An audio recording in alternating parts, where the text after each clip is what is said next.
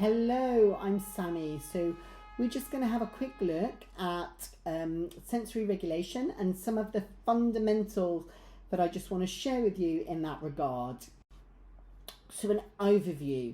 Sensory regulation is an important aspect of self-regulation for children. And what that means is it's a person's ability to adjust and control their energy levels, emotions, behaviours and attention.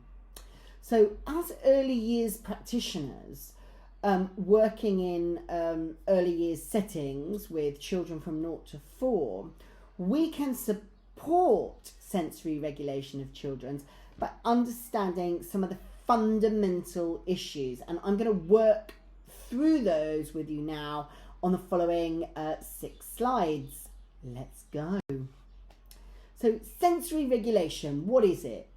This allows children to maintain an appropriate level of alertness in order to respond appropriately across different environments that they might find themselves in to the sensory stimuli that are present, the things in the environments that prick their senses, and it's the sensory regulation that maintains that appropriate level of response and alertness.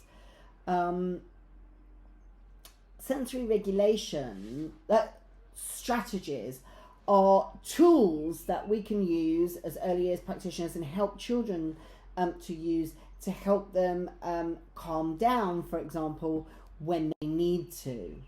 So there are some building blocks which are necessary in order to develop self-regulation.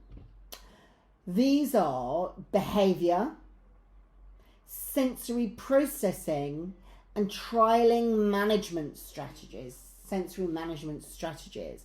And these will enhance a child's efficient and appropriate responses to sensory stimulation, so that the responses that we see from children when we're working with them with the building blocks to develop their sense of self-regulation will be appropriate.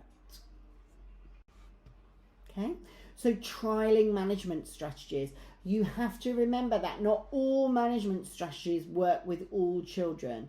So it's important when you're thinking about sensory regulation and you're using different sensory regulation management strategies with children, that you use and trial a variety of different management strategies so you can find what works for each child.